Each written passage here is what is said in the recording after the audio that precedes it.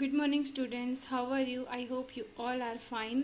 आज हम गुजराती में चैप्टर 8 करने वाले हैं जिसका नाम है मृत्युनी आगाही। मृत्युनी आगाही यानी कि इस चैप्टर में एक पुजारी यानी कि जो ज्योतिषी होता है वो और एक राजा की हमें स्टोरी बताई हुई है कि किस तरह एक ज्योतिषी राजा के चंगुल से बाहर निकलता है। यानी कि वो जब वहाँ पर राज दरबार में जाता है तब वहाँ पर उसको फांसी की सज़ा सुनाने तक का ऐलान कर दिया जाता है। यानी कि राजा ऐसा सोचता है, लेकिन वो अपनी होशियारी से किस तरीके से वहाँ से बाहर निकल आता है वो हम इस चैप्टर में देखेंगे, यानी कि वो हम इस स्टोरी में देखेंगे। सबसे पहले हमें क्या करना है, यहाँ पे समानार्थी शब्द करने हैं। सबसे पहला क्या है, डेथ। डेथ यानी क्या होती है, मृत्यु, अवसान, मरण। फेमस यानी क्या होता है, मशहूर, प्रख्यात, विख्यात। फेस यानी होता है मुख, मुंह, चेहरों। ठीक है। एज यानी होता है उम्र, आयुष्य, आयु। साउंड यानी होता है आवाज, नाद, रव। विरोधी शब्द यहाँ पे दिए हुए हैं, अपोजिट वर्ड।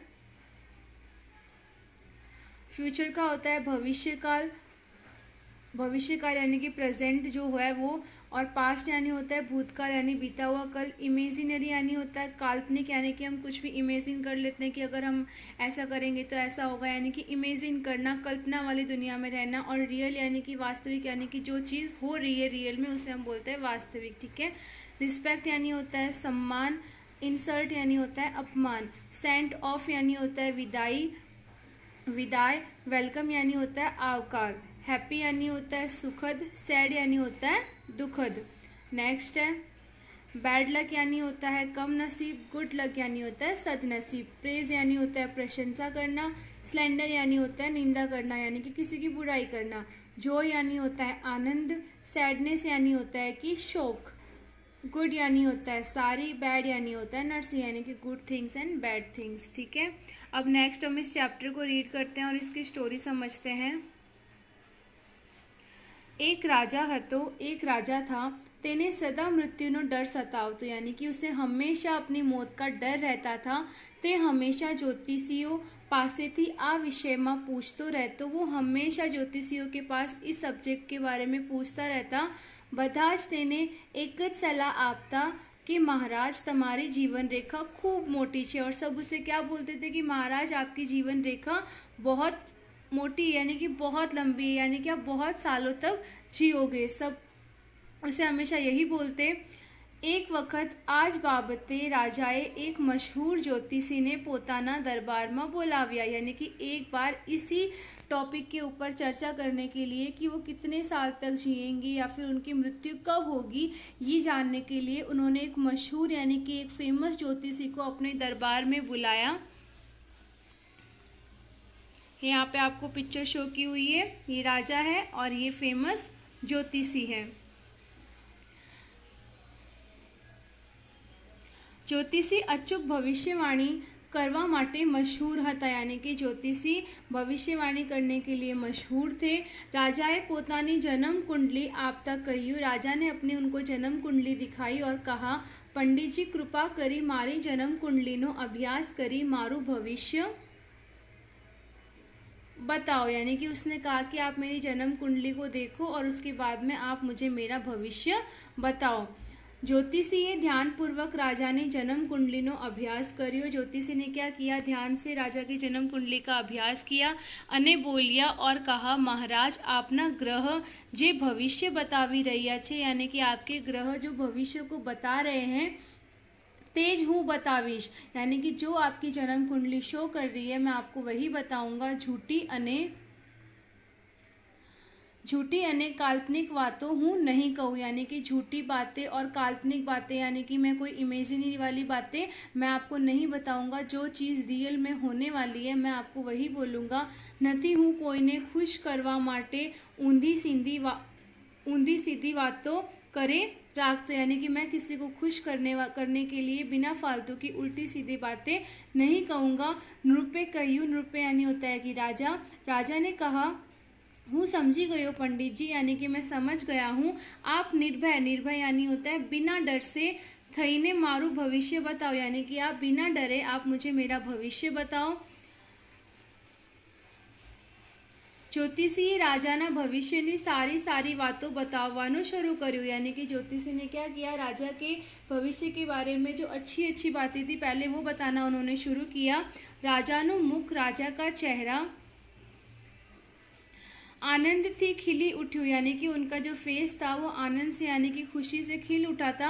પછી જ્યોતિષીએ રાજાના ભવિષ્યની દુઃખદ થતા कमनसीबी वाली घटनाओं भविष्यवाणी करवानू शुरू करी। और उसके बाद में उन्होंने क्या कहा, राजा के फ्यूचर की जो दुखद घटनाएं थी और कमनसीबी यानी कि बदनसीब वाली जो घटनाएं थी उनके बारे में उन्हें बताना शुरू किया।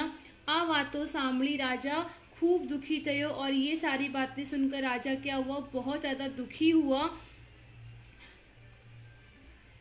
तेना मनने एटली ऊंडी ठेस वागी कि तेणे गुस्साभर्या आवाज़मां ज्योतिषीने कह्युं, बंद करो आ नकामी बातों। यानी कि जो ज्योतिषी बोल रहा था उन बातों को राजा को इतना बुरा लगा कि उन्होंने गुस्से से कहा कि बंद करो आपकी ये बिना फालतू की बातें। हवे मने मात्र ए बताओ, ग्रहोनी सूचना अनुसार तमारू मृत्यु क्यारे थवानुं छे। राजा ने ज्योतिषी को ऐसा बोला कि अब आप मुझे ये बताओ कि आपके ग्रहों के अनुसार आपकी डेथ कब होने वाली है। उल्टा क्वेश्चन किसने पूछा, राजा ने ज्योतिषी को पूछा। चालाक ज्योतिषी समझी गया कि राजानो पूछवानो हेतु शू छे। यानी कि चालाक ज्योतिषी समझ गए कि राजा के पूछने का उद्देश्य क्या है। अगर ज्योतिषी ये बोलता कि मेरी मृत्यु 2-3 साल बाद होने वाली है तो राजा क्या करते, उसे तुरंत फांसी लगवा देते और उसकी बात को झूठा प्रूफ कर देते। इसलिए ज्योतिषी समझ गया कि राजा क्या पूछने वाले हैं। तेने जवाब आप्यो कि महाराज मारू मृत्यु आपना मृत्युना 1 दिवस पहला थवानुं छे। यानी कि उसने कहा कि आपकी जब मृत्यु होगी उसके 1 दिन पहले मेरी मृत्यु होगी। यानी कि उसने कहा कि जब आपकी डेथ होगी तो उसके 1 दिन पहले मेरी डेथ होगी। राजा बहुत गुस्से थयो। राजा को बहुत ज़्यादा गुस्सा आया। ते ज्योतिषी ने मृत्युदंड आपवानो हतो। यानी कि वो क्या करने वाला था, ज्योतिषी को मृत्युदंड यानी कि फांसी की सजा देने वाला था। पण ज्योतिषीना मुखे पोतानी मृत्युनी आगाही सांभळीने तेणे इरादो बदली नाख्यो। यानी कि जैसे ज्योतिषी ने ऐसा बोला कि मेरी मृत्यु जब होगी, जब आपकी मृत्यु होगी, यानी कि उसके 1 दिन पहले मेरी मृत्यु होगी। ये बात सुनकर राजा ने क्या किया, जो फांसी की सजा उसे देने वाला था उसने वो टाल दी, क्योंकि उसे ऐसा लगा कि अगर मैं आज इसको फांसी दूंगा तो कल मेरी डेथ हो जाएगी। लेकिन ऐसा कुछ होने वाला नहीं था। राजानो गुस्सो शांत થઈ ગયો। राजा का गुस्सा शांत हुआ। राजाए ज्योतिषीना बुद्धिपूर्ण जवाबनी प्रशंसा करी। और राजा ने क्या किया, जो ज्योतिषी थे उसके बुद्धिपूर्ण चालाकी से उसने जो जवाब दिया उसकी तारीफ की અને તેને મૂલ્યવાન ઉપહાર આપીને सम्मानपूर्वक विदाय કર્યો। और उसे एक मूल्यवान कीमती तोहफा देकर उसको सम्मानपूर्वक उसको विदा किया। जैसे यहाँ पे इस पिक्चर में बताया हुआ है ये मूल्यवान तोहफा। ठीक है, आई होप आपको ये स्टोरी समझ में आई होगी। इस स्टोरी से हमें क्या सीख मिलती है कि हमें कभी भी किसी की झूठी बुराई या झूठी तारीफ कभी भी हमें किसी की झूठी तारीफ नहीं करनी चाहिए। हमें हमेशा संकट के समय बुद्धि से काम लेना चाहिए। नेक्स्ट वीडियो में हम इस चैप्टर की एक्सरसाइज करेंगे। Thank you.